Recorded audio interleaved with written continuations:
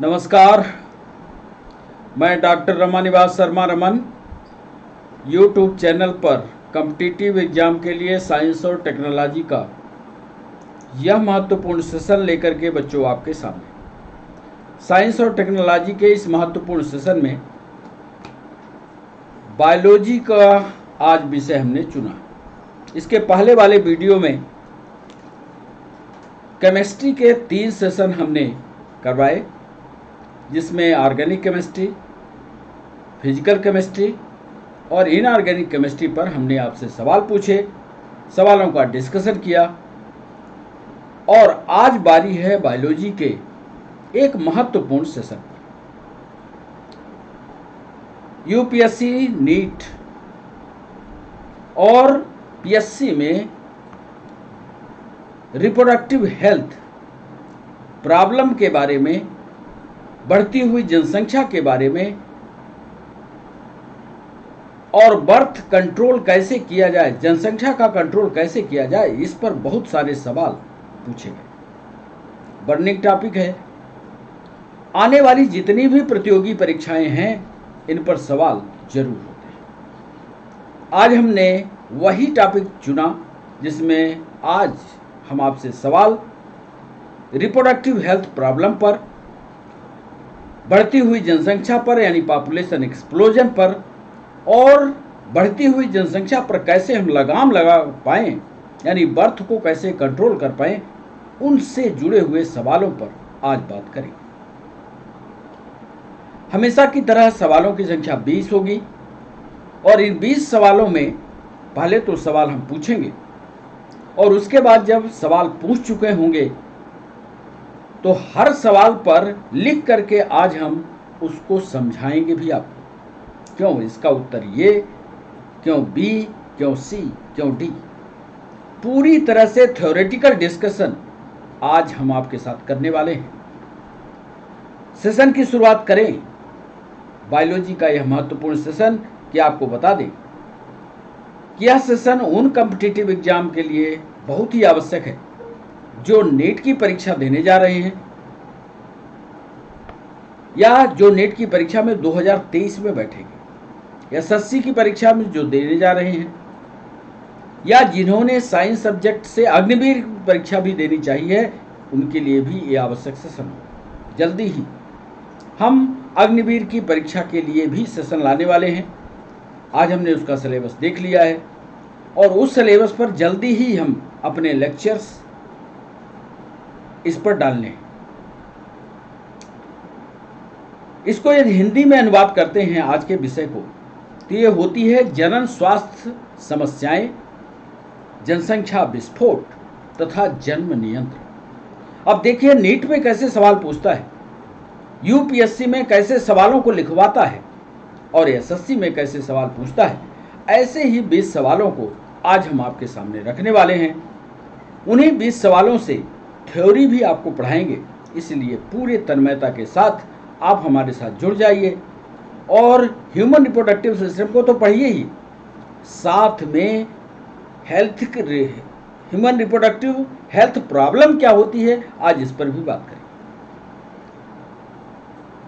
जनसंख्या विस्फोट कैसे हो रहा है, कैसे हम उसकी बर्थ कंट्रोल पर सवाल बनाते हैं, आज ये भी आपको दिखाएंगे। तो सेशन की शुरुआत करें। उसके पहले एक चित्र हम आपको दिख रहा होगा आपके स्क्रीन पर, जिसमें हमने एक तरफ मेल रिप्रोडक्टिव सिस्टम बनाया है, दूसरी तरफ फीमेल रिप्रोडक्टिव सिस्टम बनाया है। मेल रिप्रोडक्टिव सिस्टम में टेस्टिस दिख रहा है, टेस्टिस से निकलती हुई नाली जो है वो दिख रही है, जो वास डिफरेंस है। यह जाकर के शुक्राशय से जुड़ेगी, शुक्राशय से जाकर के और मूत्राशय की नली में जुड़ती हुई और पेनिस के द्वारा बाहर खुल जाएगी। ऐसे ही फीमेल रिप्रोडक्टिव सिस्टम में यूटेरस होगा, वैजिना होगा जो बाहरी रास्ते को दिखाएगा। इसके अलावा गर्भाशय होगा, गर्भाशय से 2 नालियां निकलती आपको दिख रही होंगी जो फैलोपियन ट्यूब कहलाएंगे। फैलोपियन ट्यूब से अंडाशय जुड़ा होगा जहां पर अंडे का निर्माण होता है। ये तमाम डिस्कशन इसके पहले वाले लेक्चर में हम कर चुके हैं। सेशन को पढ़ने के लिए जरूरत इस बात की है कि ह्यूमन रिप्रोडक्टिव सिस्टम के बारे में आप अच्छी तरह से थ्योरेटिकल पढ़ लीजिए। इसकी संरचना कैसी होती है, संरचना पर हमारी वीडियो इसके पहले वाले सेशन पर है। आज संरचना नहीं समझाएंगे, आज इससे उत्पन्न होने वाली हेल्थ की प्रॉब्लम क्या है इस पर सवाल पूछेंगे। जनसंख्या को नियंत्रण कैसे किया जाए इस पर सवाल पूछेंगे, जो अक्सर यूपीएससी में सवाल पूछे गए, नीट में सवाल पूछे गए, एसएससी में सवाल पूछे गए, एमपीएसआई में सवाल पूछे गए, पीएनएसटी में सवाल पूछे गए। आज उन सवालों का एक कलेक्शन आपके सामने रख रहे हैं। चैनल को सब्सक्राइब करना, चैनल को लाइक करना, चैनल को शेयर करना, यह आपकी जिम्मेदारी है। तो सेशन की शुरुआत करें और reproductive health problem, population explosion और बर्थ कंट्रोल पर यह हमारा शानदार लेक्चर आपके सामने। और पहला सवाल आपके स्क्रीन पर यह रहा। पहले सवाल को ध्यान में से पढ़िएगा और यह यूपीएससी का सवाल है। सोच समझकर जवाब करेंगे तो बिल्कुल सरल सा सवाल है, बन जाएगा। पहला सवाल लिख रहे हैं, जनन स्वास्थ्य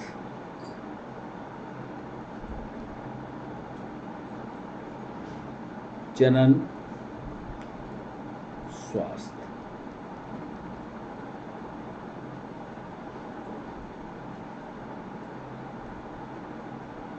कामा लगा रहे हैं, जैसा पेपर में लिखा था से वही लिख रहे हैं। स्वस्थ होना है,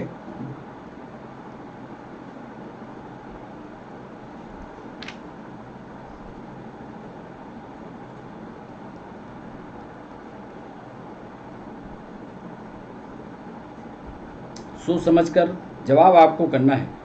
जनन स्वास्थ्य का मतलब क्या है, जनन स्वास्थ्य से आप अर्थ क्या लगाते हैं, ये आपको बताना है।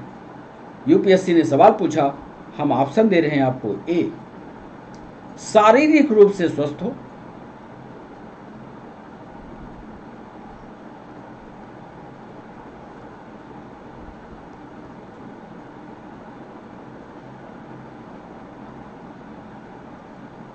शारीरिक रूप से स्वस्थ होना, क्या जनन स्वास्थ्य का ये मतलब होगा। बी ऑप्शन दे रहे हैं, भावनात्मक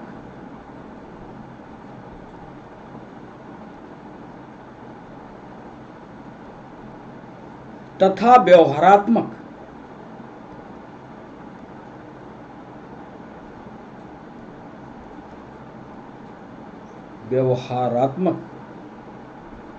रूप से स्वस्थ होना।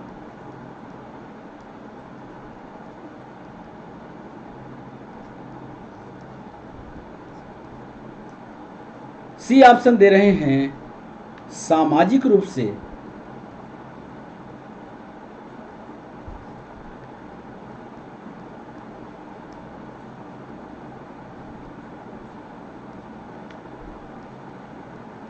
स्वस्थ होना।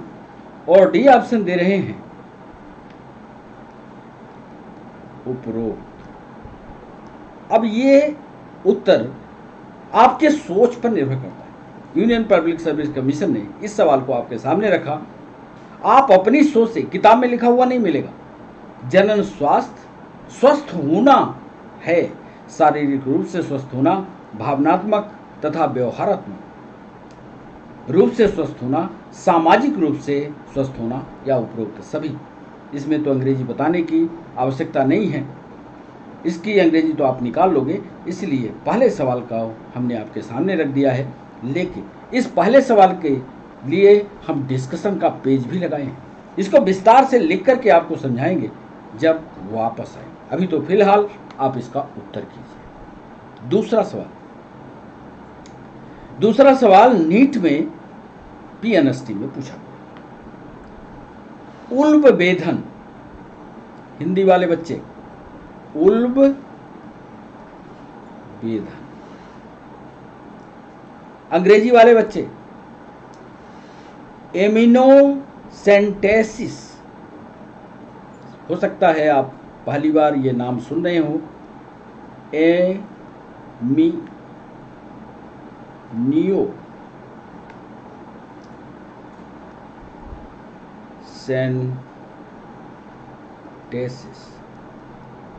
कभी यदि आपने रिप्रोडक्टिव सिस्टम पढ़ा होगा या नर्सिंग की परीक्षा दी होगी या नर्सिंग के बारे में कुछ जानते होंगे तो ये प्रश्न जरूर पढ़िएगा।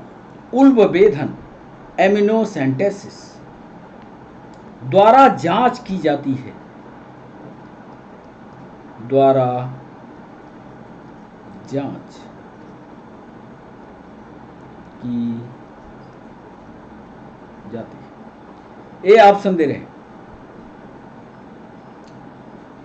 एमनियाटिक फ्लूइड की, उल्ब तरल,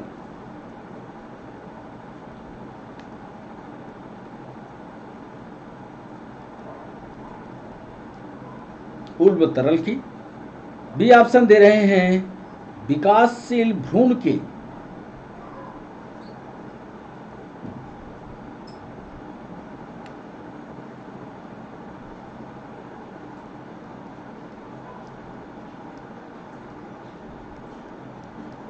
डेवलपिंग एम्ब्रियो के,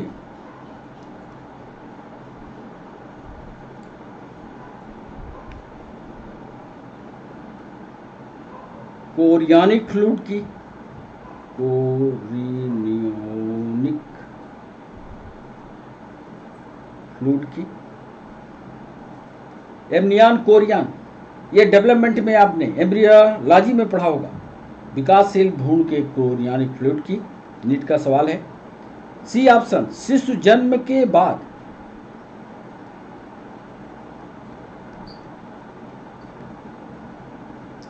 शिशु जन्म के बाद गुणसूत्रीय फोटोकॉपी की,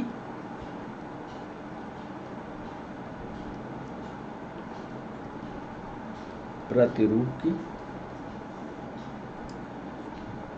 या डी ऑप्शन दे रहे हैं निषेचन से पहले या फर्टिलाइजेशन से पहले गुणसूत्रीय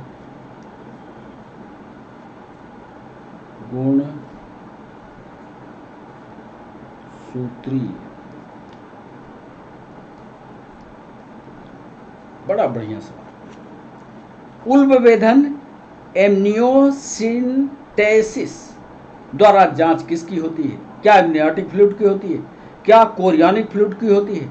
क्या गुणसूत्रीय प्रतिरूप की होती है? शिशु जन्म के बाद या फर्टिलाइजेशन से पहले गुणसूत्रीय प्रतिरूप। दूसरा सवाल हो सकता है आपको कठिन लगे, लेकिन दूसरे सवाल पर भी हम लिख करके आपको समझाएंगे। हमने डिस्कशन का पेज रखा है। तीसरा सवाल बच्चों आपके स्क्रीन पर यह रहा। उल्बेधन, वही प्रक्रिया उल्बेधन यानी एमनियोसेंटेसिस, चाहे तो फिर लिख लें एमनियोसेंटेसिस,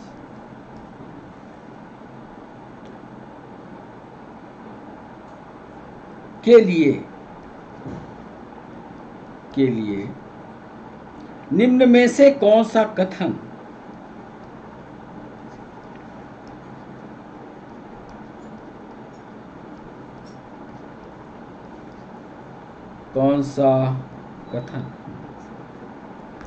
गलत है? याद करके आपको गलत सेंटेंस को बताना है। और यह सवाल नीट में 2016 में पूछा गया।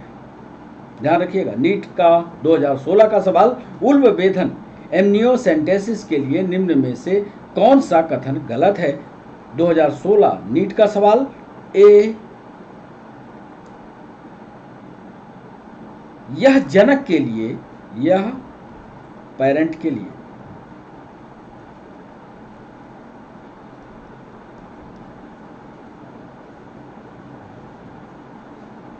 लिंग निर्धारण में, सेक्स डिटर्मिनेशन में,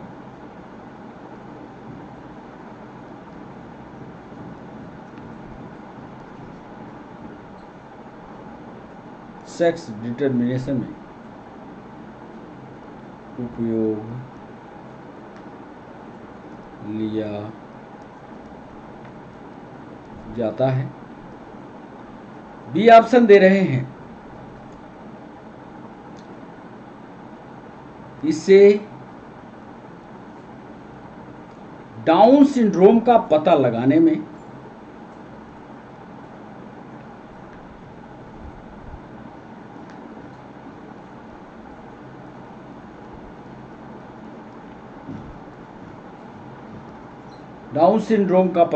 में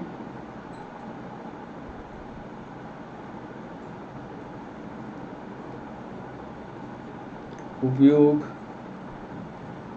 लिया जाता है। सी ऑप्शन है, इसे क्लेफ्ट पैलेट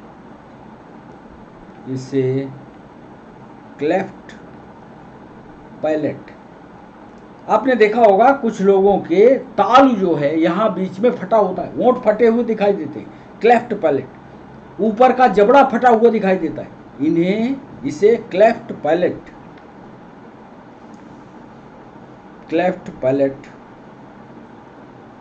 का पता लगाने में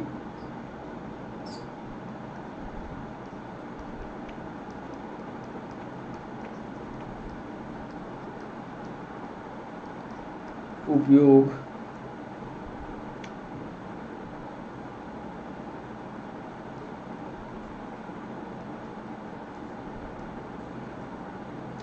और डी ऑप्शन दे रहे हैं, यह सामान्यतः किया जाता है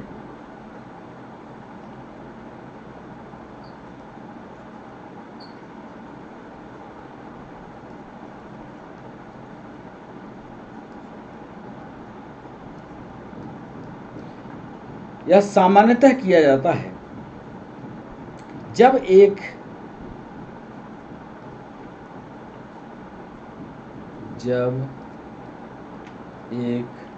स्त्री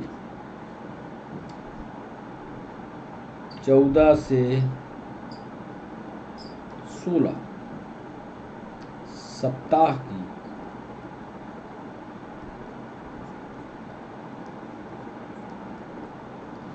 गर्भवती।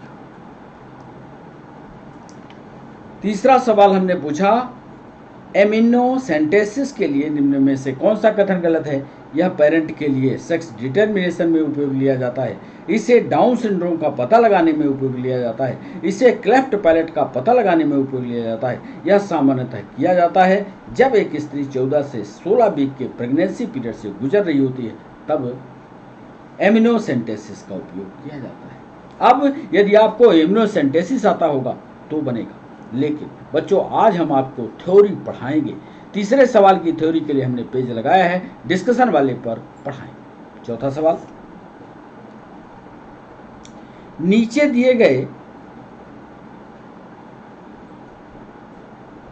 एसएससी का सवाल, नीचे दिए गए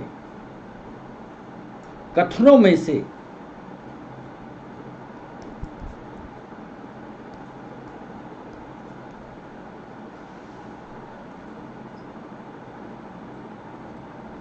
गलत कथन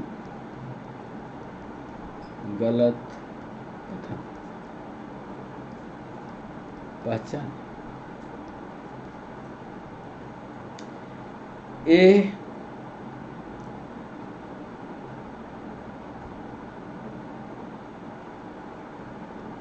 RCH कार्यक्रम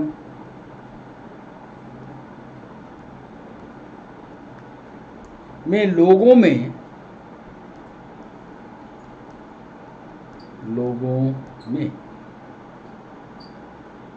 विभिन्न जनन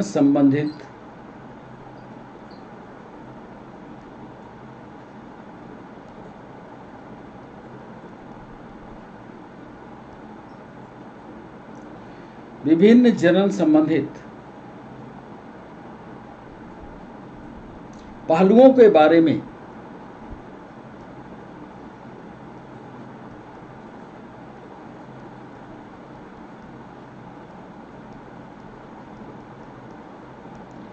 जागरूकता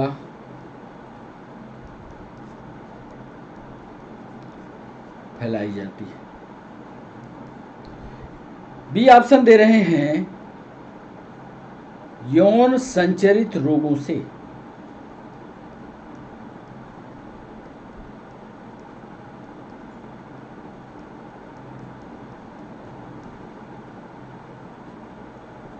यौन संचरित रोगों से।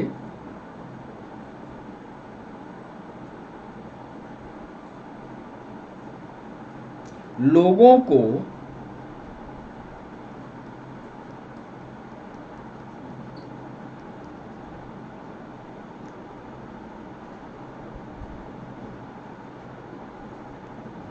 जनन यौवन अवस्था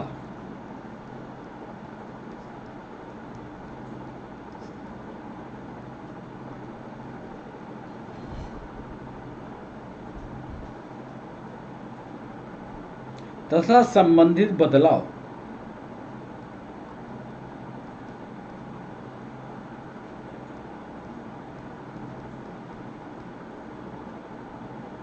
संबंधित बदलाव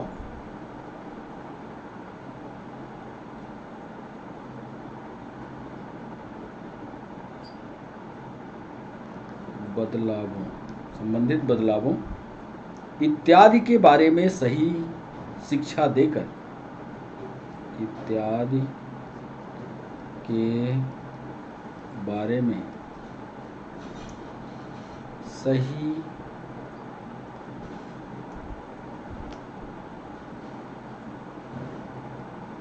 शिक्षा देकर बचा जा सकता है।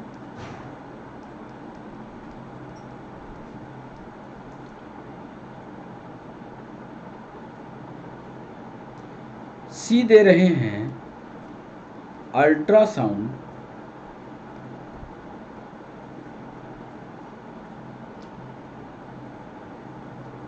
को प्रतिबंधित बंद कर दिया गया, बैन कर दिया गया, प्रतिबंधित किया जा चुका है।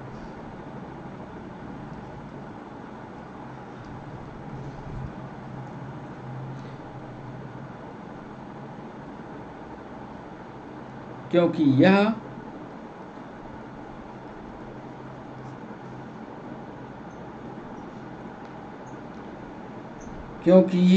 यह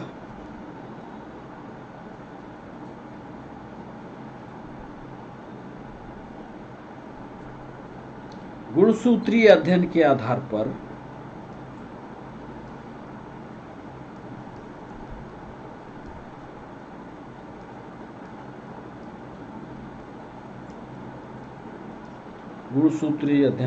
पर भ्रूण के यानी एम्ब्रियो के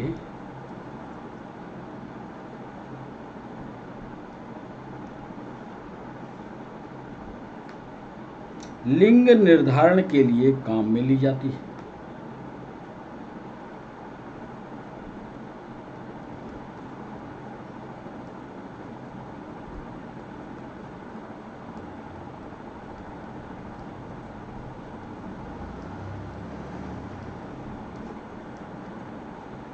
और डी उपरोक्त में कोई नहीं। नीचे दिए गए कथनों में से गलत कथन पहचानी। आरसीएच कार्यक्रम में लोगों को विभिन्न जनन पहलुओं संबंधित पहलुओं के बारे में जागरूकता फैलाई जाती है। यौन संचरित रोगों से लोगों को जनन अवस्था तथा संबंधित बदलाव इत्यादि के बारे में सही शिक्षा देकर बचाया जा सकता है। अल्ट्रासाउंड को प्रतिबंधित किया जा चुका है क्योंकि यह गुणसूत्रीय अध्ययन के आधार पर एम्ब्रियो के लिंग को निर्धारण कर जाती है। उपरोक्त में से कोई नहीं। सही जवाब सोच विचार कर करिए, इसका भी डिस्कशन हम करेंगे। 5वां सवाल, निम्न में से कौन एक विकासशील भ्रूण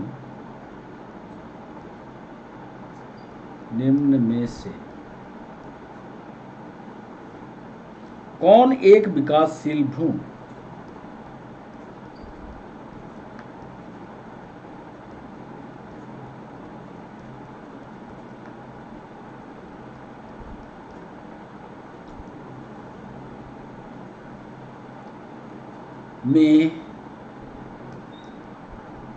उल्बेधन की अंग्रेजी उधर बता चुके हैं। निम्न में से कौन एक विकासशील भ्रूण के उल्बेधन द्वारा ज्ञात नहीं किया जा सकता?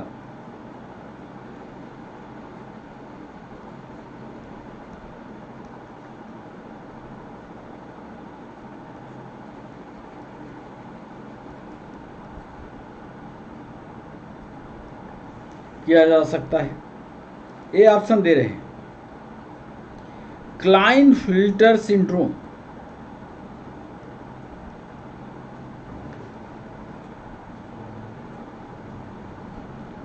बी ऑप्शन दे रहे हैं भ्रूण का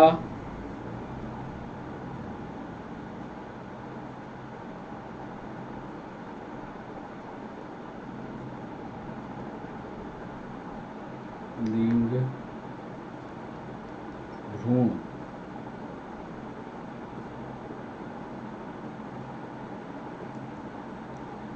या भ्रूण का लिंग।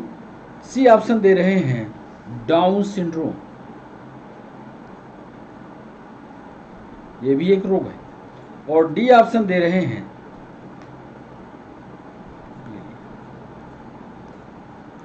निम्न में से कौन सा विकासशील भ्रूण के उल्बेधन की अंग्रेजी फिर एक बार आप देख लीजिए, उल्बेधन एमनियोसेंटेसिस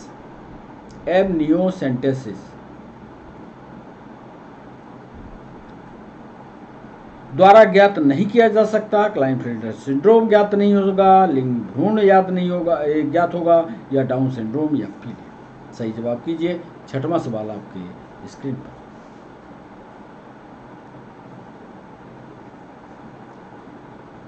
और ये सवाल जो पचवां था ये पीएनएसटी में और नीट में 2013 में पूछा गया। छठवां सवाल यूपीएससी का सवाल, समाज के बेहतर जनन स्वास्थ्य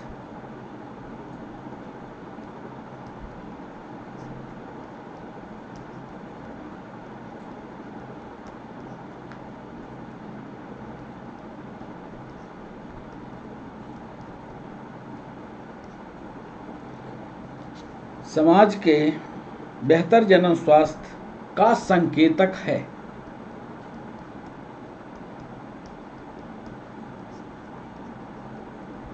क्या संकेतक है भाई? पहला, फुल फॉर्म नहीं बताएंगे, नहीं तो आप कर लोगे, एसटीडीज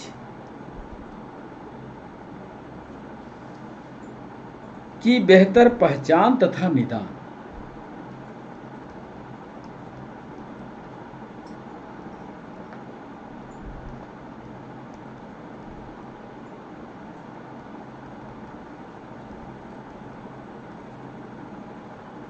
बी ऑप्शन दे रहे हैं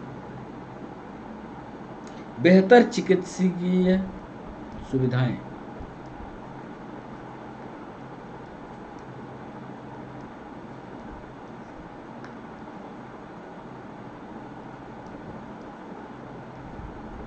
बेहतर चिकित्सीय सुविधाएं। सी ऑप्शन दे रहे हैं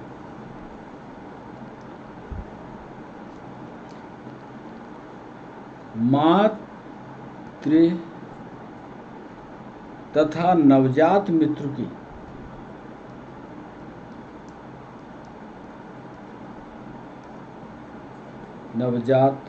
मृत्यु दर में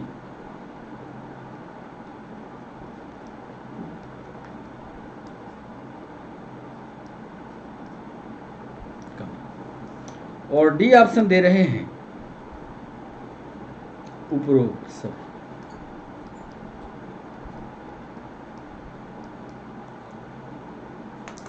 हमने पूछा समाज के बेहतर जनन स्वास्थ्य का संकेत कौन सा है? एसटीडीज की बेहतर पहचान तथा नियंत्रण, बेहतर चिकित्सीय सुविधाएं, मातृ तथा नवजात मृत्यु के दर में कमी, या उपरोक्त सभी। छठवें सवाल पर भी हम आपको डिस्कशन देंगे, हमने डिस्कशन का पेज लगाया। सातवां सवाल जनसंख्या विस्फोट, मध्य प्रदेश पीएससी का सवाल। जनसंख्या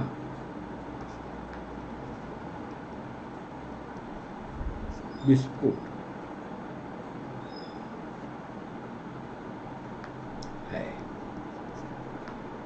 क्या कहोगे आप जनसंख्या में रोगों की बढ़ी हुई आवृत्ति, जनसंख्या में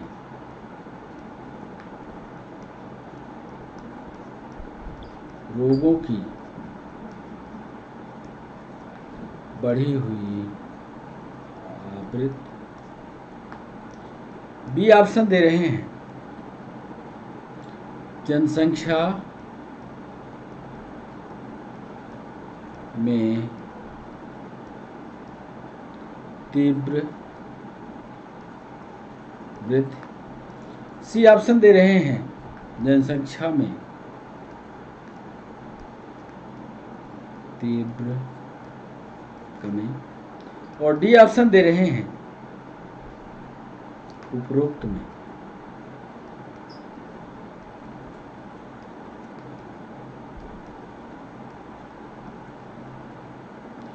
जनसंख्या में रोगों की बढ़ी हुई आवृत्ति, जनसंख्या में तीव्र वृद्धि, जनसंख्या में तीव्र कमी या उपरोक्त कोई भी जनसंख्या विस्फोट का, एक्सप्लोजन का असली मतलब बताइए।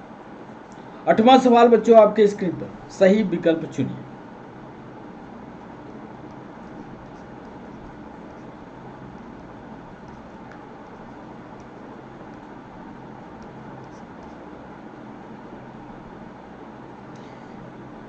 जिसके अंतर्गत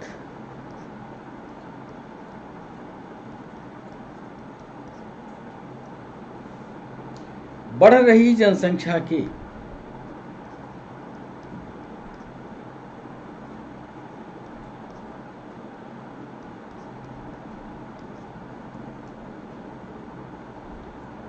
नियंत्रण के लिए, जनसंख्या के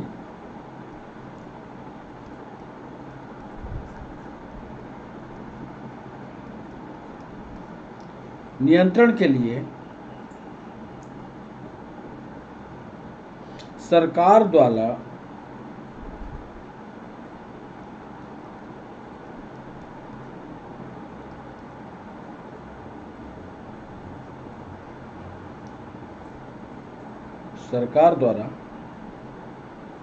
लागू किए गए चरण आते हैं।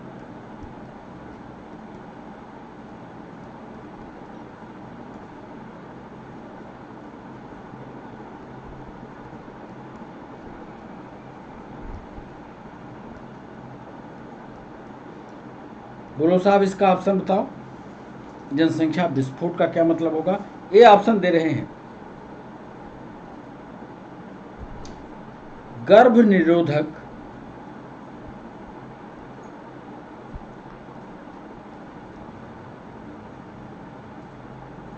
के मूल्य में वृद्धि करना,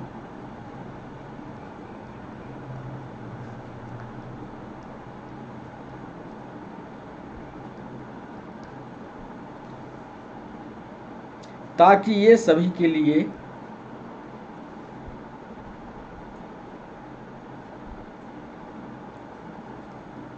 करना,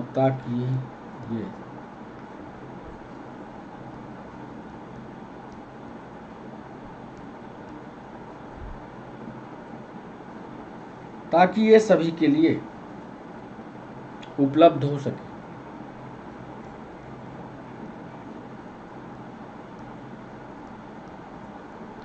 बी ऑप्शन दे रहे हैं, छोटे परिवार के लाभ का विज्ञापन करना,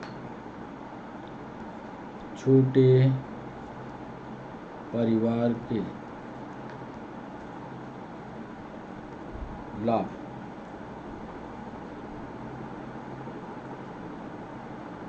का विज्ञापन करना।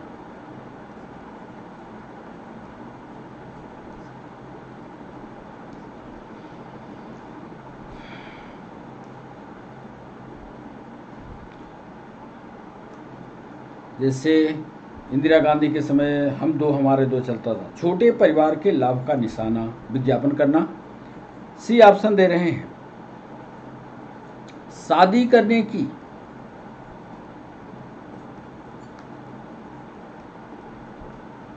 उम्र बढ़ाना,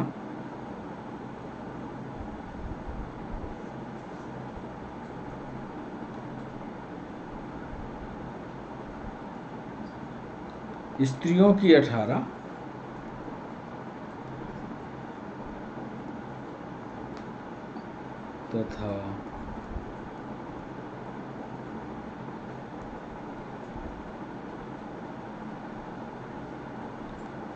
तथा पुरुषों की 21 वर्ष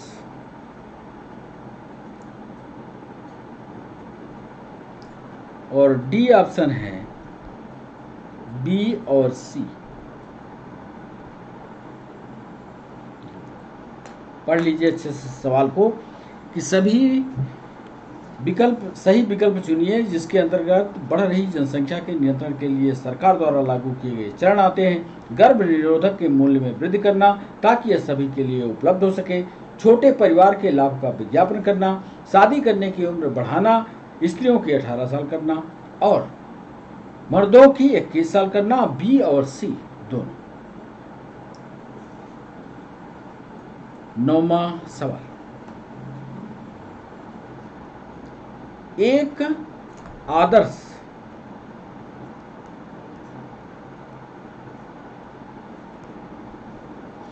गर्भ निरोधक को होनी चाहिए। गर्भ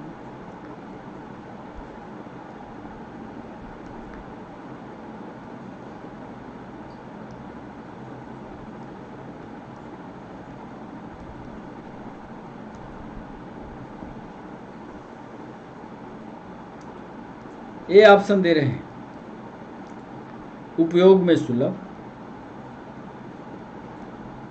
आराम से मिल जाए। बी ऑप्शन दे रहे हैं प्रतिवर्ती,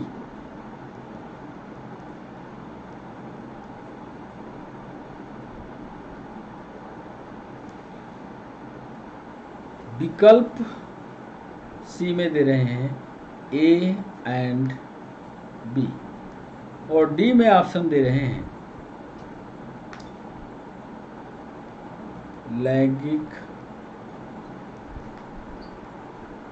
वासना को।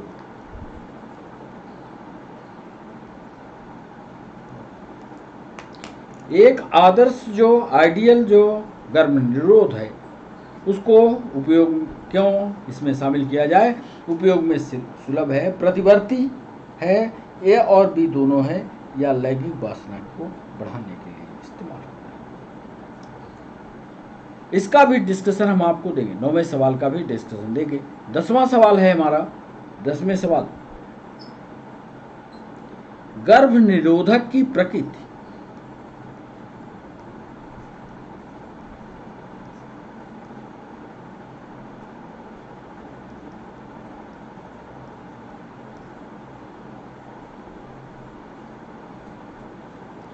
गर्भ निरोधक की प्राकृतिक विधियों के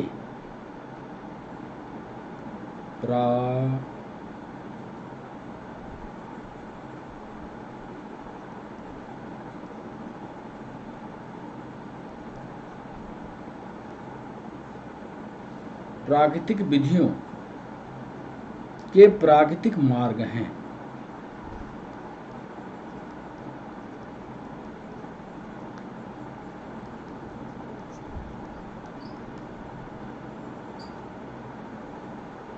ये शुक्राणुनाशक क्रिया को बढ़ाने के लिए,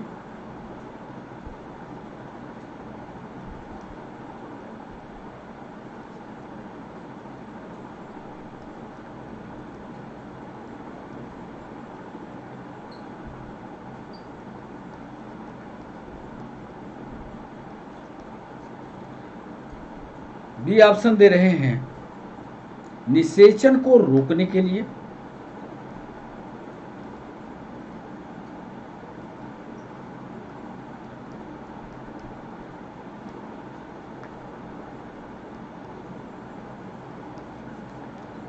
सी ऑप्शन है मृत्यु दर को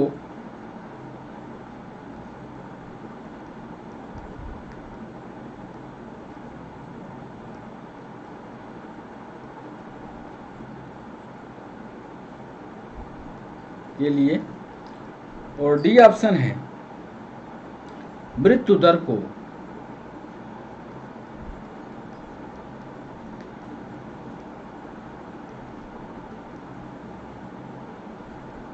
बढ़ाने, 4 ऑप्शन दिया। 10वें सवाल पर गर्भ निरोधक की प्राकृतिक विधियों के प्राकृतिक मार्ग क्या हैं? शुक्राणुनाशक क्रिया को बढ़ाने के लिए, फर्टिलाइजेशन को रोकने के लिए, मृत्यु दर को कम से कम करने के लिए, मृत्यु दर को बढ़ाने के लिए।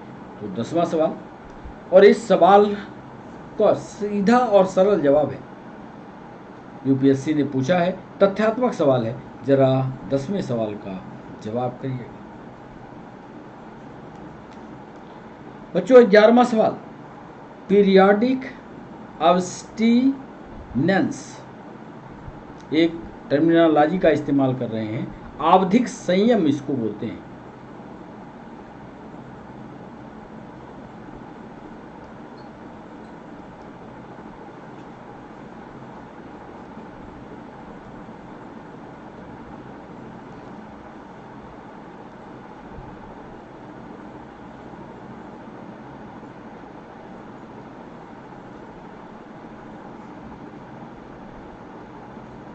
पीरियाडिक अब्स्टिनेंस के दिन हैं।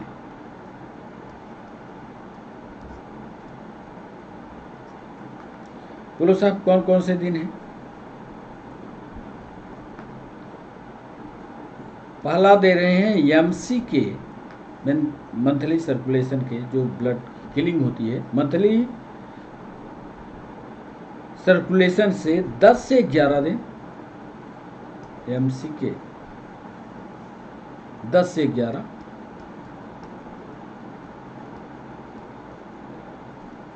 बी ऑप्शन दे रहे हैं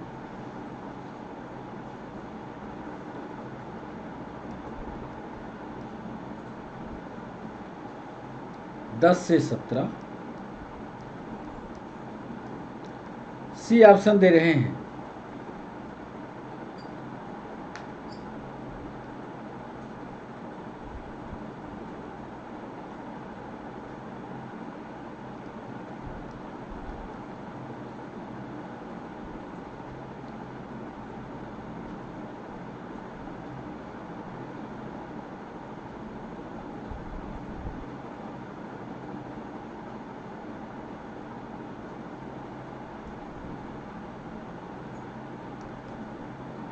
और डी है ऋतुस्राव प्रावस्था के 17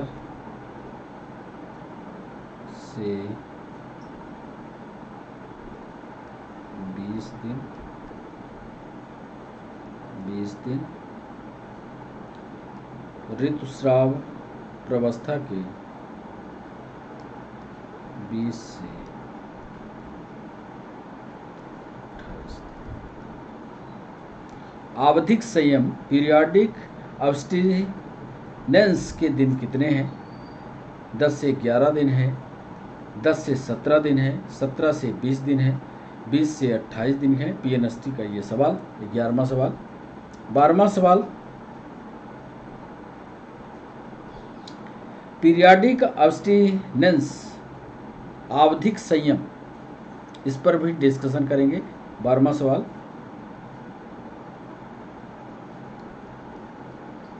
आवधिक संयम, पीरियोडिक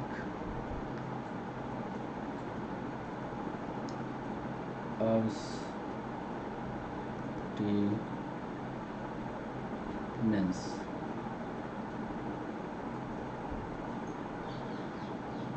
में मैथुन से, मैथुन मीन्स कॉपुलेशन, मैथुन से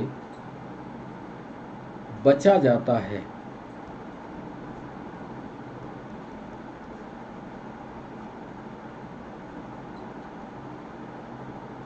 ये लिख रहे हैं फॉलिकुलर स्टेज,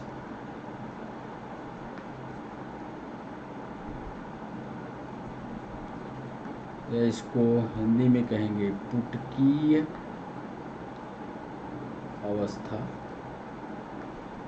बी ऑप्शन दे रहे हैं ओव्यूलेशन स्टेज, अंडोत्सर्ग,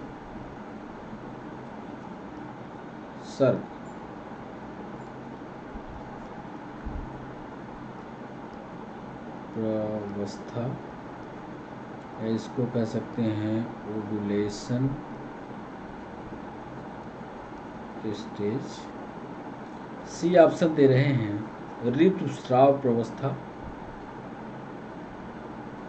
मेंस्ट्रुएशन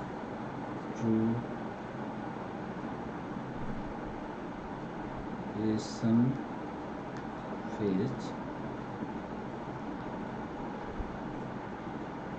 ऋतुस्राव अवस्था। और डी ऑप्शन दे रहे हैं उपरोक्त में से कोई नहीं।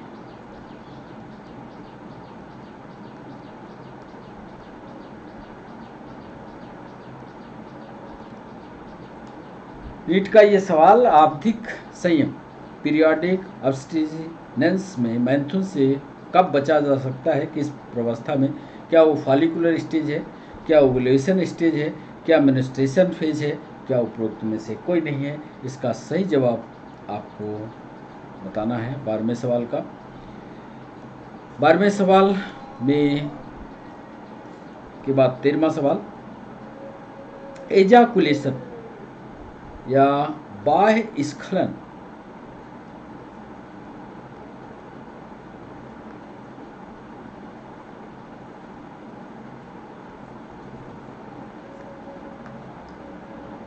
प्राकृतिक गर्भ निरोधन, प्राकृतिक गर्भ निरोधन, नर्सिंग का यह सवाल, का संबंध विच्छेदन प्रक्रम, का संबंध विच्छेदन प्रक्रम है जो सम्मिलित करता है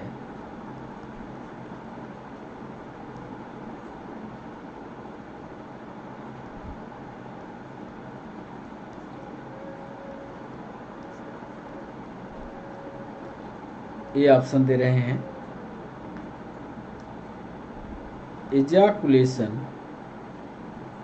एजाकुलेशन से पहले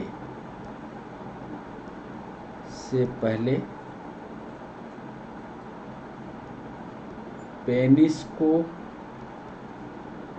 निकालना। बी ऑप्शन दे रहे हैं एजाकुलेशन या स्खलन के बाद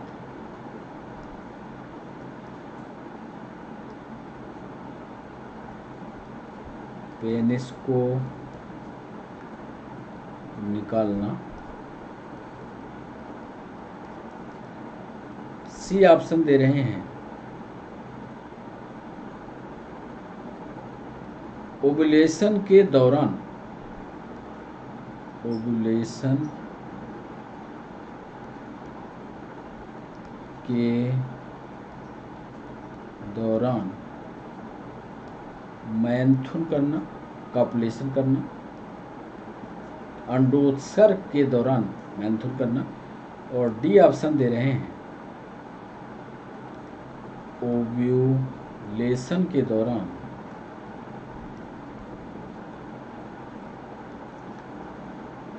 कॉपुलेशन ना करना। एक्सटर्नल एजाकुलेशन बाह्य स्खलन प्राकृतिक गर्भ निरोधन का संबंध विच्छेदन प्रक्रम है। भाषा को समझिएगा, भाषा कठिन है, उत्तर सरल है। भाषा को समझ लेंगे तो उत्तर बन जाएगा आपसे। जो सम्मिलित करता है एजाकुलेशन से पहले पेनिस को निकालना, एजाकुलेशन के बाद पेनिस, एजाकुलेशन से पहले पेनिस को निकालना, एजाकुलेशन के बाद पेनिस को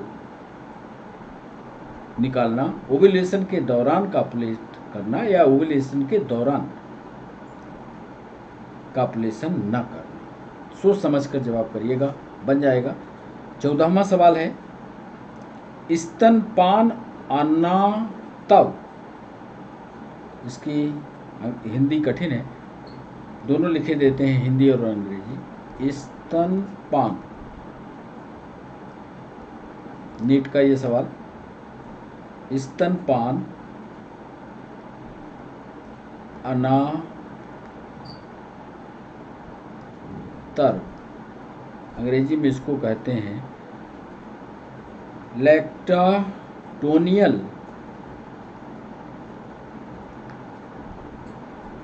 लैक्टाटोनल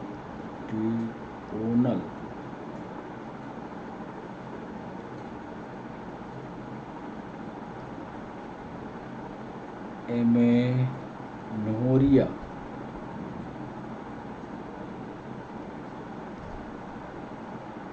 क्या है? ए ऑप्शन दे रहे हैं, वयस्क आयु में यानी एडल्ट स्टेज में,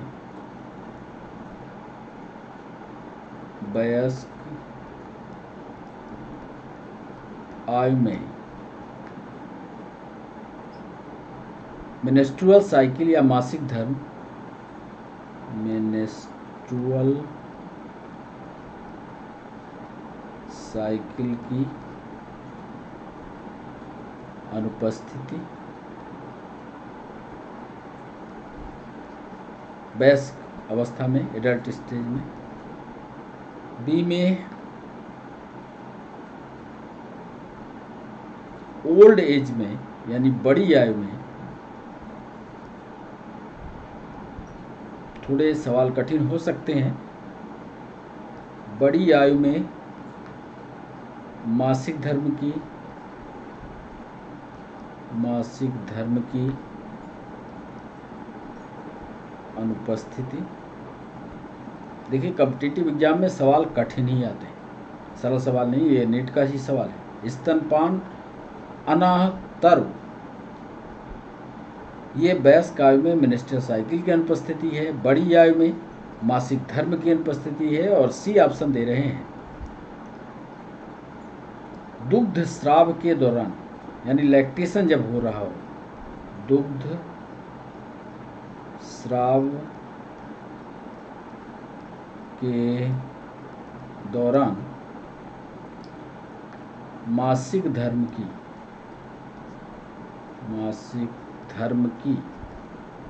अनुपस्थिति। और डी ऑप्शन दे रहे हैं, गर्भावस्था के दौरान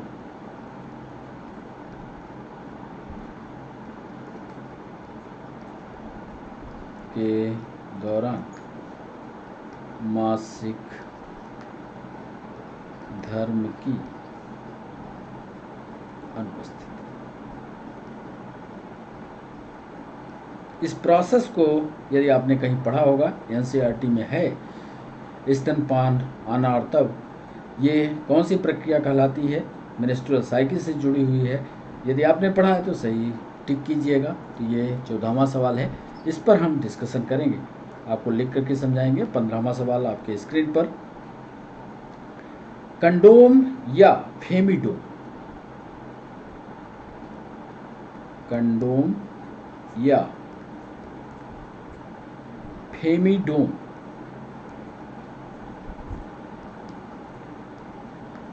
कंडोम मेल के लिए इस्तेमाल होता है, फेमिडोम जो है फीमेल में इस्तेमाल होता है।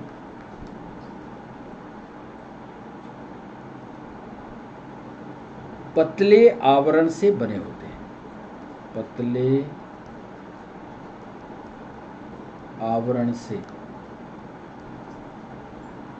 प्लास्टिक का या रबड़ का पतले आवरण से बने होते हैं।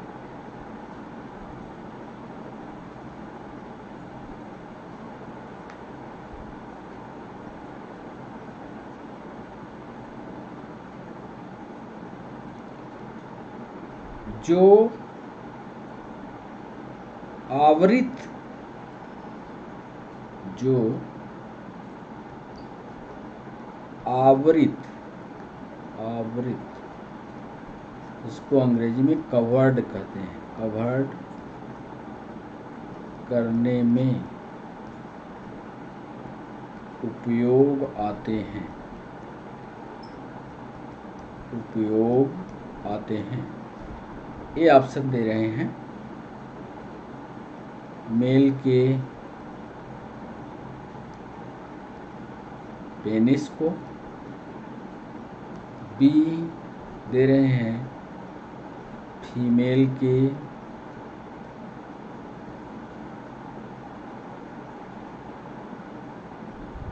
सर्विक्स को, या यहाँ लिखे रहे सर्विक्स, हमने आपको यूटेरस की संरचना बताई है, गर्भाशय की ग्रीवा, गर्भाशय की ग्रीवा को, सी ऑप्शन दे रहे हैं ए एंड बी, और डी ऑप्शन दे रहे हैं कंडोम या फेमिडोम पतले आवरण के बने होते हैं। अब पतला आवरण जो होता है महीन रबड़ हो सकती है, लैक्टेस हो सकता है, जो कवर करने में मेल के पेनिस वाले पार्ट को कवर करते हैं कि फीमेल की सर्विक्स या गर्भाशय की ग्रीवा को, ए और बी दोनों को या नन को। 16वां सवाल, डायफ्राम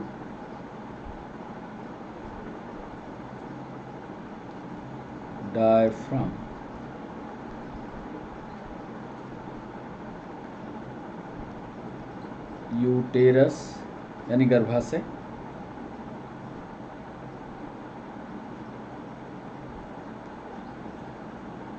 ग्रीवा सर्विक्स, गर्भाशय का आगे वाला हिस्सा सर्विक्स,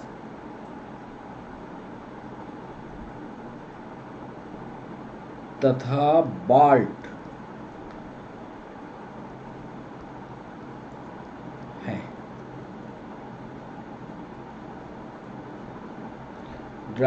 डायफ्राम, यूटेरस, सर्विक्स तथा बाल्ट, ये किसके भाग हैं ये आपको बताना है। सोच समझकर जवाब दीजिएगा। क्या ये अनुपयोगी हैं? अनुपयोगी भाग हैं। बी, क्या यह केवल फीमेल के भाग हैं। सी, केवल मेल के भाग हैं।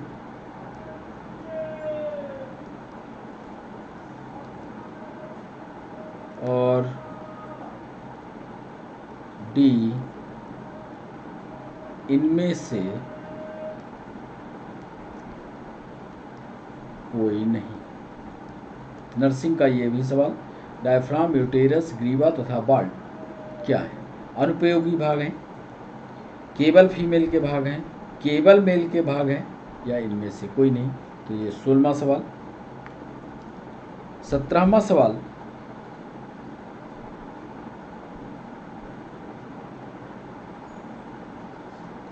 डायफ्राम,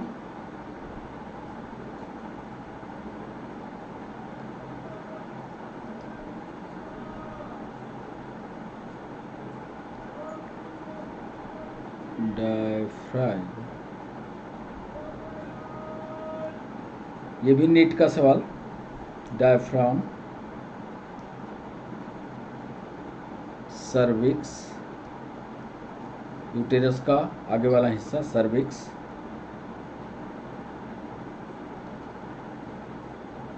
बाल्ट,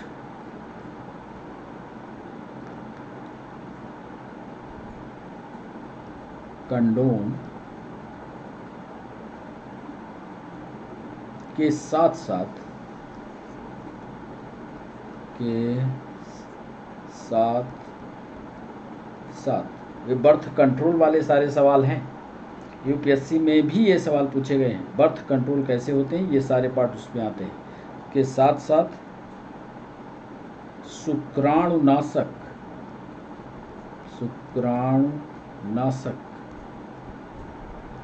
क्रीमों का उपयोग किया जाता है।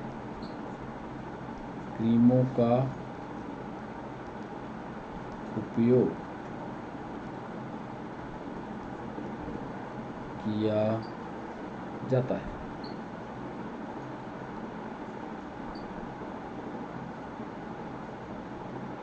कारण बताइए। ए, स्नेहन हेतु, अंग्रेजी में इसको लुब्रिकेशन कहेंगे, लुब्रिकेशन। बी ऑप्शन है रोगाणुओं को मारने हेतु, रोगाणुओं को मारने के लिए।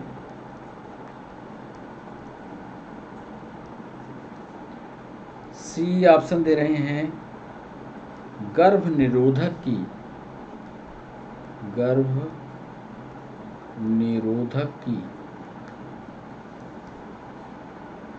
प्रभावकारिता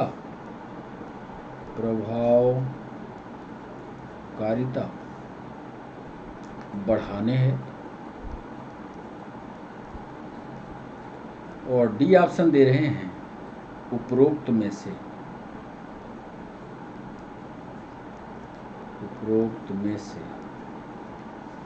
कोई नहीं।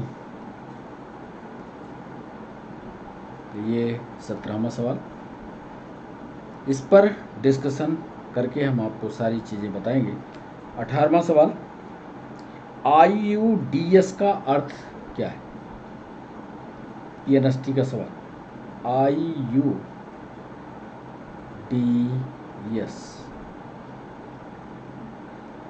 का अर्थ है अंतःगर्भाशयी युक्तियां। ए, अंतःगर्भाशयी युक्तियां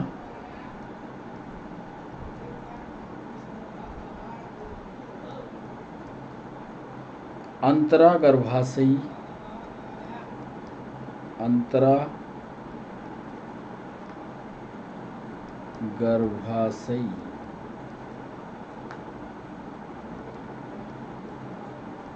युक्तियां। अंतः है, अंतरा है, इंटर है, इंट्रा है। सी अंतःगर्भाशयी विकास, अंतःगर्भाशयी विकास। और डी ऑप्शन दे रहे हैं अंतरा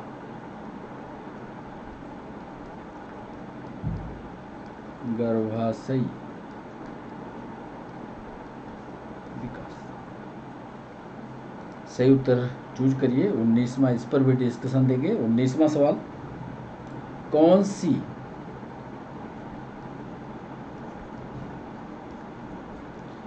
IUD गर्भाशय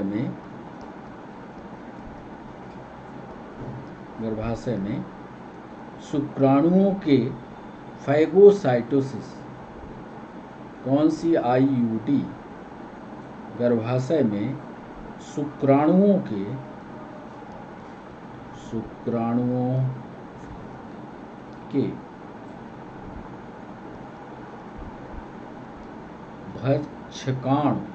भक्षकाणु, अंग्रेजी में इसको फैगोसाइटोसिस कहते हैं, क्रिया को बढ़ाती है।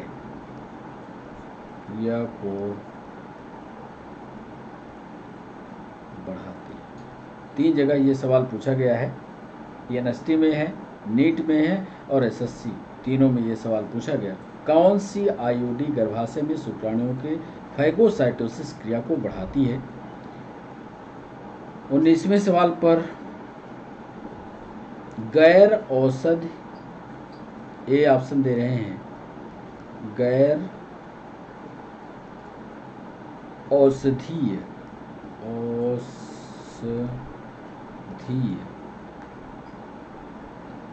गैर औषधीय IUD। बी ऑप्शन दे रहे हैं तांबा मोचक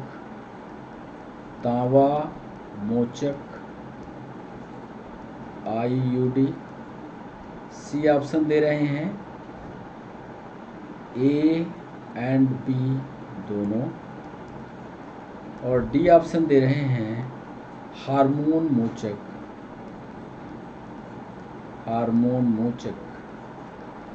IUD। बच्चों, आज के सेशन का अंतिम सवाल, 20वां सवाल।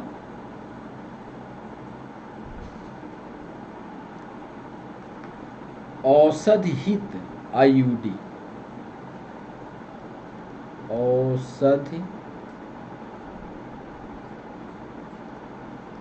नीट का ये भी सवाल, औषधहित IUD का उदाहरण है ए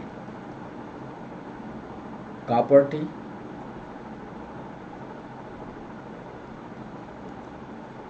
बी ऑप्शन दे रहे हैं कॉपर 7,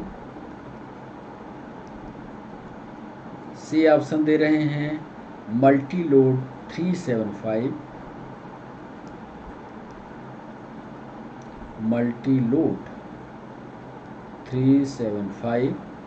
और डी ऑप्शन दे रहे हैं लिपेप्स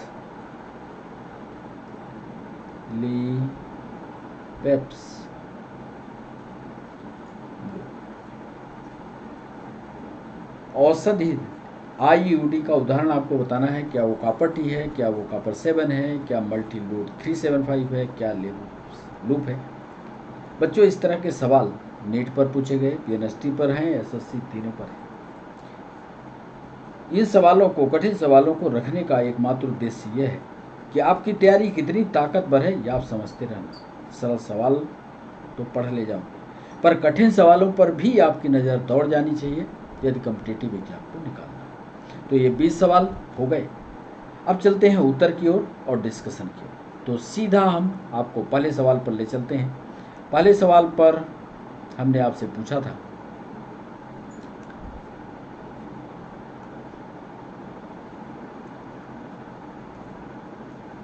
जनन स्वास्थ्य स्वस्थ होना क्या कहलाता है? शारीरिक रूप से स्वस्थ होना, भावनात्मक रूप से स्वस्थ होना, ये कहलाता क्या है, ये हमने पूछा था। अब इस पर क्या डिस्कशन हो सकता है? जनन स्वास्थ्य स्वस्थ होना क्या कहलाता है?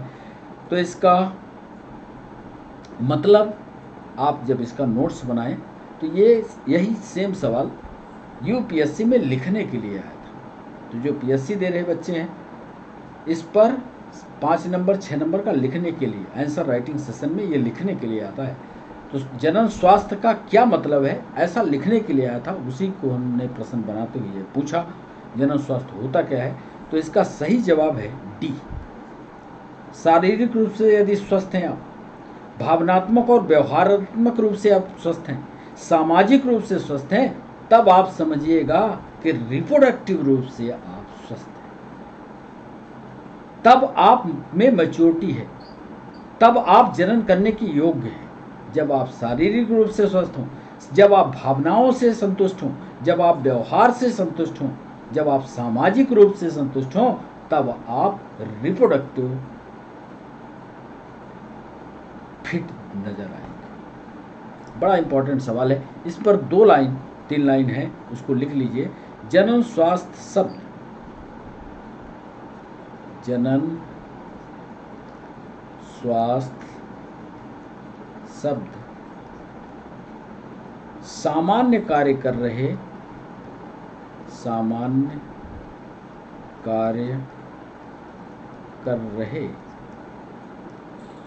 स्वस्थ जनन अंगों से, स्वस्थ जनन अंगों से संबंधित है।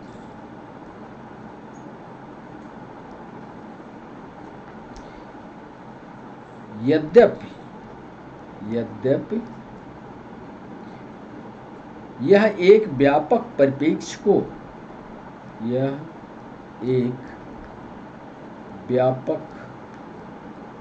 परिप्रेक्ष्य को दर्शाता है, जिसके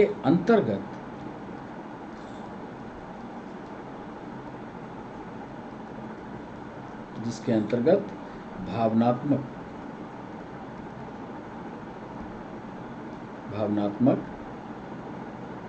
शारीरिक तथा जनन के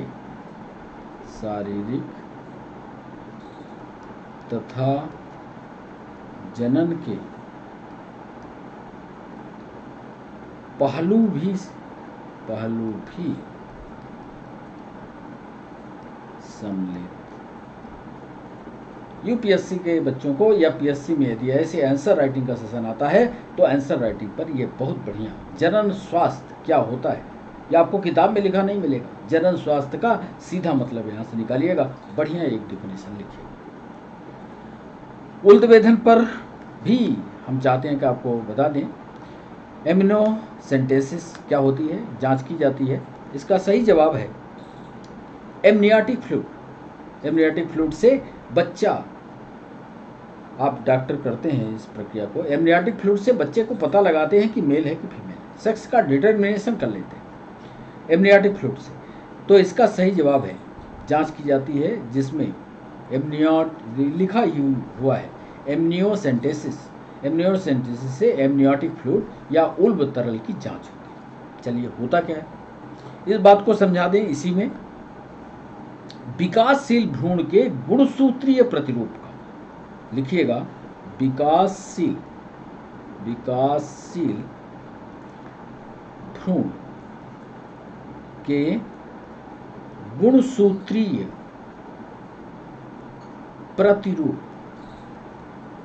अरे गुणसूत्र का पता लगा लेंगे तभी तो बताएंगे कि लड़का है कि लड़की है। गुणसूत्रीय प्रतिरूप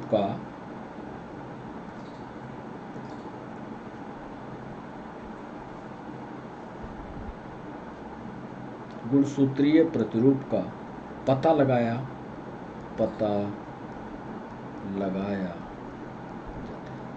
नीट का सवाल है, पीएनएसटी की अवधि सवाल है, एसएससी में भी पूछा गया। विकासशील भ्रूण के गुणसूत्रीय संरचना का पता लगाते हैं। और मान लो गुणसूत्र XX दिख गए तो डॉक्टर आकर के बाहर कहता है साहब ये लड़की है। यदि उसको XY दिख गए तो बाहर आकर कहता है लड़का। अभी देखना, एक सवाल में जनसंख्या नियंत्रण में सरकार ने इस पर बंदिशें लगाई। कभी वक्त मिला तो इस पर भी एक लेक्चर, बढ़िया लेक्चर बन सकता है, इस पर भी हम बात करेंगे। ये था हमारा दूसरा सवाल। तीसरा सवाल आ गया सवाल, उल्बवेधन या एमनियोसेंटेसिस के लिए निम्न में से कौन सा कथन गलत है? गलत, तीसरे सवाल का गलत है सी, क्लेफ्ट पैलेट का पता लगाने। अरे किसी का ओंठ फट गया तो ओंठ के फटने को पता लगाने के लिए क्या एमनियान से पता करोगे? उससे तो गुणसूत्र का पता लगाते हैं, उससे मेल और फीमेल का पता लगाते हैं, सब करते हैं। पेरेंट्स के सेक्स डिटर्मिनेशन में उपयोग लिया जाता है। देखो लिखा है हमने, सेक्स डिटर्मिनेशन करना हो तो एमनियोसेंटेसिस कर लो। इसमें डाउन सिंड्रोम पता कर सकते हैं। डाउन सिंड्रोम एक रोग है जो पेट से ही आता है, यहाँ से पता किया जा सकता है। यह सामान्यतः किया जाता है जब एक स्त्री 14 से 16 सप्ताह की गर्भवती हो। 14 से 16 सप्ताह में पता लग जाता है। 14 से 16 का जो वीक होता है उसमें कन्फर्मेशन पता लग जाता है कि गुणसूत्र किसका है, मेल का है, फीमेल का है, या बच्चे की पोजीशन क्या है, सब कुछ पता लगता है। तो इसलिए तीसरा पॉइंट, सोच समझ करके, ऐसे प्रश्नों पर सोच समझ कर जवाब, पैनी नज़र रख करके जवाब करना बनेगा। नीट का सवाल था। चौथा सवाल, इसको भी लिख दें, लिख लो, खंडित ताल। आपने ओंठ कटे फटे देखे होंगे। खंडित ताल एक परिवर्धनशील विकार है, एक परिवर्धनशील।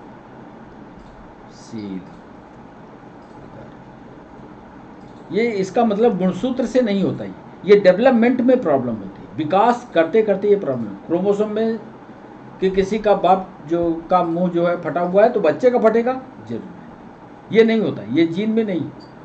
इसमें डेवलपमेंटल जो विकास हो रहा है बच्चे का, उसके डेवलपमेंट के कारण हो रहा है, गुणसूत्र में कुछ नहीं होता। खंडित ताल एक परिवर्धनशील विकार है जो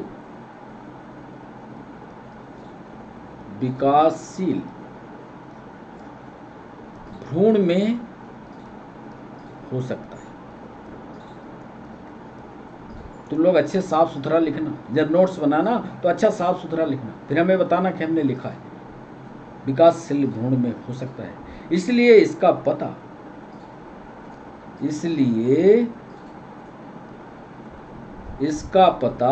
बताओ बताओ किससे लगाओगे? इसका पता सोनोग्राफी से लगाते हैं, ना कि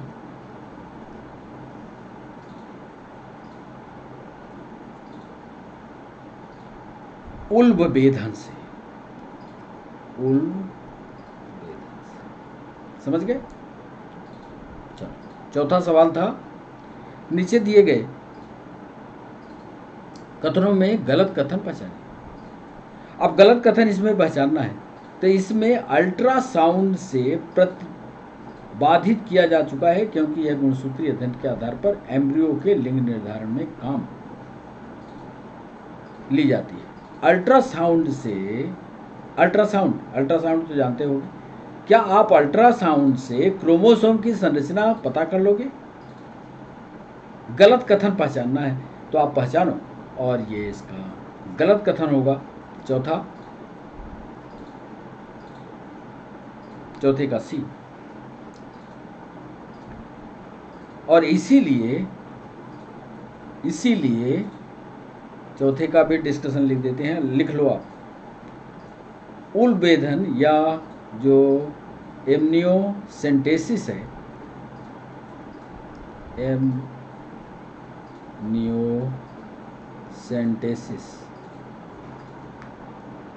एमनियोसेंटेसिस को शिशु के लिंग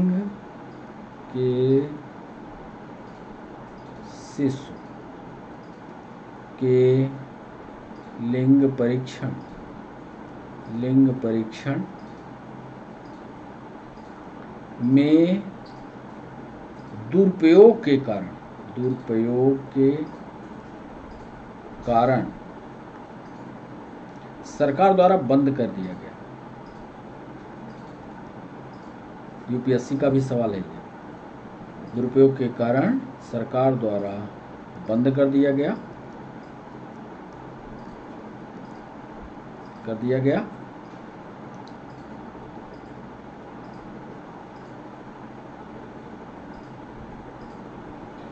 क्यों बंद कर दिया गया? क्योंकि लिख लो, मादा भ्रूण की हत्या बढ़ गई थी। इस पर भी पीएससी ने एक बार 15 नंबर का सवाल लिखा है। तो जो पीएससी यूपीएससी वाले बच्चे हैं जो आंसर राइटिंग के सेशन में जा रहे हैं, वो इसका अवलोकन करें। 5वां सवाल था, निम्न में से कौन एक विकासशील भ्रूण के उल्बेधन द्वारा ज्ञात नहीं किया जा सकता? क्लाइनफिल्टर सिंड्रोम, ये पता कर लोगे कि नहीं? सिंड्रोम की समझ कर लेंगे साहब, लिंग पता कर लेंगे, सही। डाउन सिंड्रोम पीलिया नहीं पता कर पाएंगे, क्योंकि ये तो तीनों जेनेटिक वाले हैं, क्रोमोसोम से पता लग जाएंगे, गुणसूत्र से यही नहीं पता कर पाएंगे। लिख लिया 5वां, क्योंकि पीलिया जो होता है वो किसके द्वारा होता है? यह यकृत की क्रियाकलाप से होता है। लिख लेना, ये भी नीट, पीएनएसटी, पीएससी, यूपीएससी सब में पूछा गया। यह लीवर की अव्यवस्था से होता है। इसमें क्रोमोसोम की कोई भूमिका नहीं। तुम लोग बढ़िया से इसको नोट्स बनाना। छठवां सवाल था, समाज के बेहतर जनन स्वास्थ्य का संकेत क्या है। कितना बढ़िया सवाल, यूपीएससी का सवाल। एसटीएस को बेहतर पहचान तथा निवारण, बेहतर चिकित्सकीय सुविधाएं, मां तथा नवजात मृत्यु दर में कमी, उपरोक्त सभी। छठवां सवाल था, इसमें सब। अब सब कैसे, चिकित्सीय सुविधाएं, इसको भी लिख लो, ये भी डिस्कशन पर सवाल चला जाएगा। चिकित्सीय सुविधाएं, चिकित्सीय सुविधाएं, जनन संबंधी समस्याओं के लिए बेहतर, जनन संबंधी समस्याओं के लिए बेहतर जागरूकता, प्रसव पूर्व माता की देखभाल,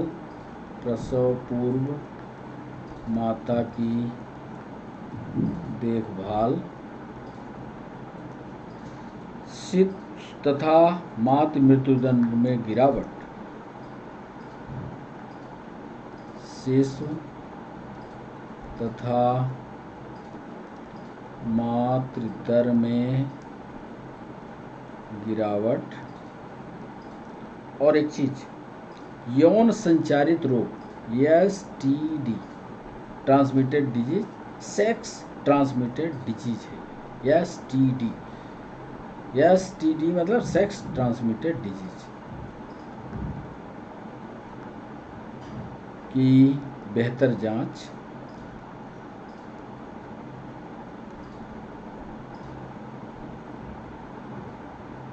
जनन स्वास्थ्य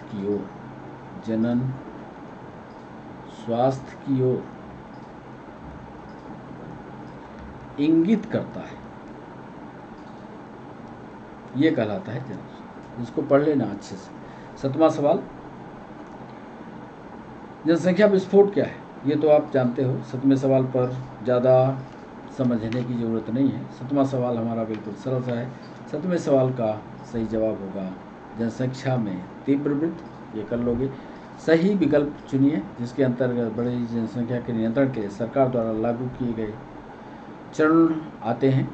तो आठवें सवाल पर बी और सी, छोटे परिवार का लाभ तथा विज्ञापन, शादी करने की उम्र बढ़ाना, स्त्रियों की संख्या 8 तक, बी और सी इसका सही जवाब होगा। एक आदर्श गर्भ निरोध होने चाहिए, उपयोग में सुलभ हो, प्रतिवर्ती हो, मतलब यूज एंड डिसयूज वाला हो, यूज एंड थ्रो वाला हो, प्रतिवर्ती हो, ए एंड बी हो। तो इसका सही जवाब होगा 9वें का सी। 10वें का भी जवाब लिखना पड़ेगा। एक आदर्श आसानी से प्रभावी तथा परिवर्तनीय, प्रभावी हो, परिवर्तनीय हो, प्रभावी हो, परिवर्तनीय हो और सुलभ हो, ऐसा गर्भ निरोध। अच्छा, दुष्प्रभाव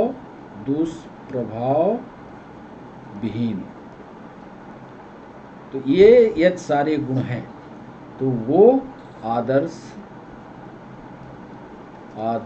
गर्भ निरोध कहलाएगा। समझ गए? चलो, गर्भ निरोध को प्राकृतिक विधियों में प्राकृतिक मार्ग क्या क्या है? 10वां सवाल। तो प्राकृतिक मार्ग इसमें 10वें सवाल का फर्टिलाइजेशन को रोकने के लिए गर्भ निरोध का मतलब ही है कि स्पर्म और ओवा आपस में फ्यूज ना हो और फ्यूज होना ही ये प्रक्रिया कहलाती है फर्टिलाइजेशन ना हो, बस। 11वां सवाल, पीरियडिक एब्स्टिनेंस के दिन और इसको हमने डिस्कशन पर रखा है। 11वें सवाल को आवधिक संयम इसको बोलते हैं हिंदी में, आवधिक संयम। इसका सही जवाब है आवधिक संयम वाले का कि 10 से 17 दिन, 10 से एमसी के 10 से 17 दिन तक आवधिक संयम का पीरियड होता है। कैसे होता है ये हम आपको लिख करके समझा देते हैं। इसको आप आर्तव प्रवस्था इसको कहते हैं, लिख लीजिएगा। आर्तव प्रवस्था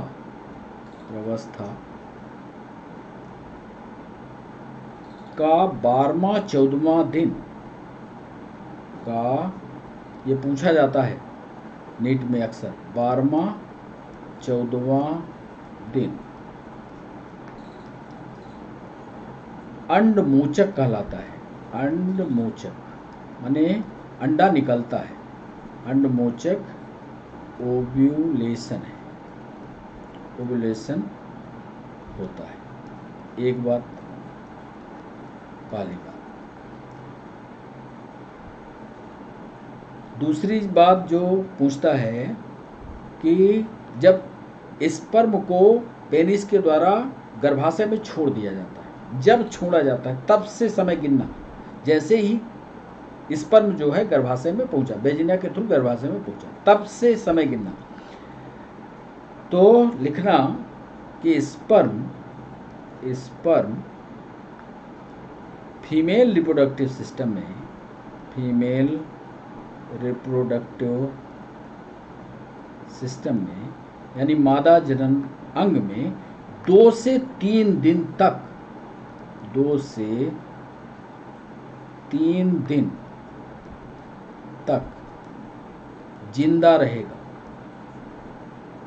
अब एक सवाल ये हो सकता है, ये पूछो, मान लो यदि ये फीमेल रिप्रोडक्टिव सिस्टम में नहीं गया, बाहर निकाल दिया गया, तो तुरंत मरेगा।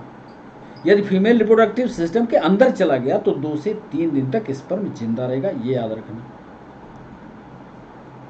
और तीसरा महत्वपूर्ण ये लिखे देते हैं कि इसीलिए 10वां दिन, 10वें दिन से, या खासकर 10वें दिन से और 17वें दिन तक, 10 से लेकर के 17 दिन तक, 10वें दिन से 17वें दिन निषेचन के सबसे, फर्टिलाइजेशन के सबसे अधिक संभावना वाले, सबसे अधिक संभावना वाले दिन हो, तो और दिनों में हो सकता है, पर 10वें दिन से 17वें दिन के बीच का सबसे ज़्यादा संभावना वाले होते हैं, क्योंकि स्पर्म जो है 2 से 3 दिन तक जिंदा है। वो पीरियड देखा जाए 12 से 14 दिन में ओव्यूलेशन हो रहा है, तो फर्टिलाइजेशन का ये पीरियड सबसे बेहतर। 12वां सवाल था कि पीरियाडिक असिस्टेंस में मैथुन से कैसे बचा जा सकता है, तो वो कैसे बच सकते हैं 12वें सवाल पर। तो 12वें सवाल पर ओव्यूलेशन की स्टेज, ओव्यूलेशन की से कॉपुलेशन बचा जा सकता है। तो इस पर अंडोत्सर्ग ना हुआ हो तब कॉपुलेशन हो सकता है।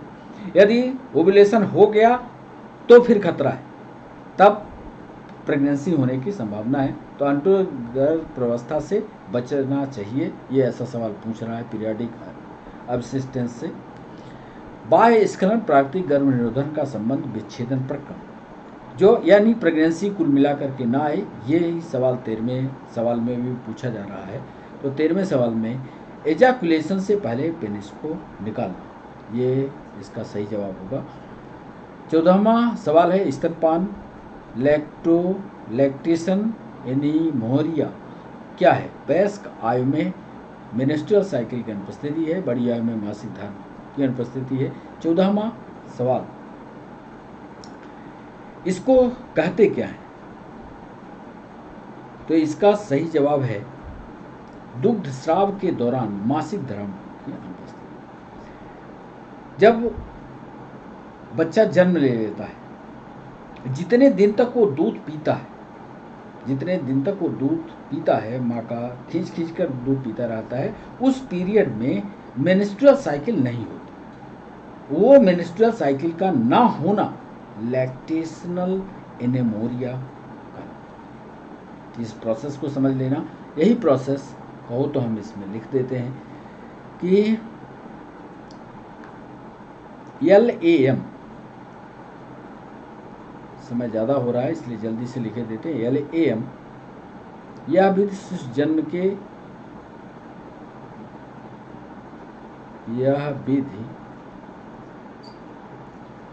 शिशु के जन्म के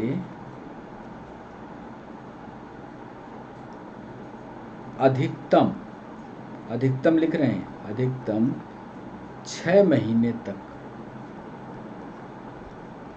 होती है। 6 महीने तक वो खींचता है, तो ये मेंस्ट्रुअल साइकिल नहीं। कंडोम या फेविडोम पतले आवरण से बने होते हैं। 15वां सवाल। 15वां सवाल का सही जवाब है सी। मेल के पेनिस पर और फीमेल के सर्विक्स पर ये लगते हैं, दोनों उसको कवर करते हैं। तो मेल का पेनिस कवर होता है, फीमेल का सर्विक्स मतलब ग्रीवा, गर्भाशय से जो वैजिना होता है और यूटेरस के बीच का जो सर्विक्स वाला एरिया होता है वहाँ पर लगाया जाता है। तो ये भी दोनों इसका सही जवाब होगा। डायफ्राम, यूटेरस, ग्रीवा, ये बाल्ट, ये सब के सब 16वें सवाल पर ये सब के सब फीमेल के पार्ट हैं। इसको पढ़िएगा, नीट का ये सवाल है। डायफ्राम, सर्विक्स, बाल्ट, कंडोम के साथ साथ शुक्राणुनाशक क्रीमों का उपयोग किया जाता है। किस लिए? 17वां सवाल और 17वां सवाल में क्रीमों को स्पर्मेडी क्रीम्स के रसायन होते हैं जो शुक्राणुओं को नष्ट करते हैं और इनका एक ही काम होता है, गर्भ निरोधक विधियों को या गर्भ निरोधक की प्रभावकारिता को बढ़ाना, गर्भ ना ठहरे इसके लिए व्यवस्था बनाई जाती है। तो ये 17वां सवाल। IUDs ये क्या होता है? 18वां इंट्रा यूटेराइन डिवाइस इसको बोलते हैं। एक तो इसका सही जवाब होगा 18वें का बी, अंतरा गर्भाशयी युक्तियाँ क्या होती है ये हम लिख देते हैं। इंट्रा यूटेराइन डिवाइसेस, इंट्रा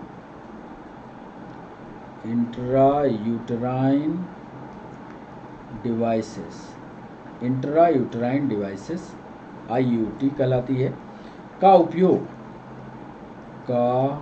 उपयोग गर्भ निरोध के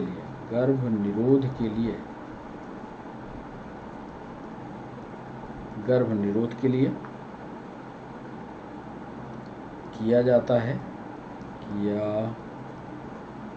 है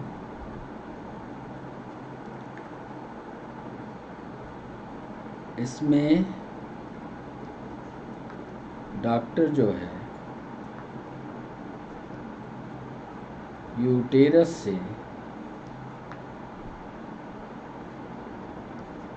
होते हुए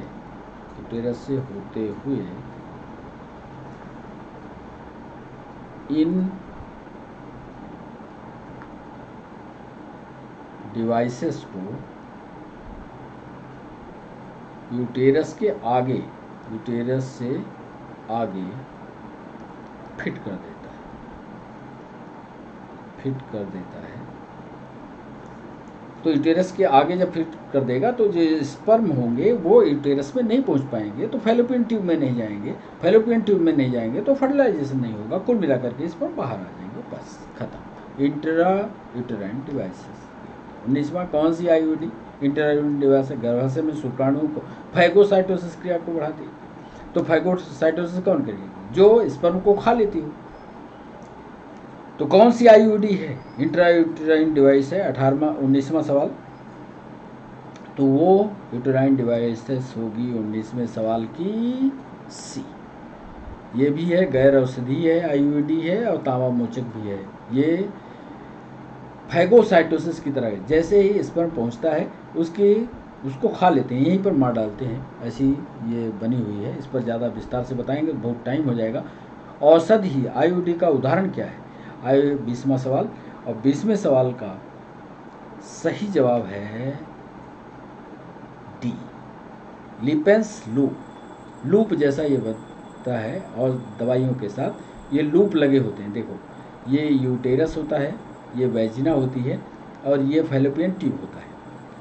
ये लूप की तरह ऐसे लगे होते हैं। वैजिना के थ्रू जैसे ही स्पर्म यहाँ पहुँचता है, यहाँ पर लूपिंग कर दी जाती है। लूपिंग कर देने से ये स्पर्म आगे की तरफ नहीं बढ़ते हैं, न फैलोपियन ट्यूब में जाते हैं और यहाँ पर रुक जाते हैं। फिर इसको कभी विस्तार से, और आज सवाल ज़्यादा हो गए थे, टाइम ज़्यादा लगा, फिर भी आज के सेशन को यहीं पर रोकना होगा। यह क्लास जो है बच्चों ठीक 6 बजे आज लाइव होगी। यदि आपके दिमाग में कोई सवाल बनते हैं तो आप ठीक 6 बजे हमारे साथ जुड़िएगा। 6 बजे हम आपको कमेंट सेक्शन में मिलेंगे। कमेंट्स में आप सवाल हमसे पूछ सकते हैं। जब आप हमसे सवाल पूछिए तो हम तुरंत उसका जवाब देंगे। कैसा रहा सेशन ये ज़रूर बताइएगा। फिर नए सेशन में 1 दिन के अंतराल के बाद फिर आपसे मिलते हैं। तब तक के लिए बच्चों बाय बाय, नमस्कार।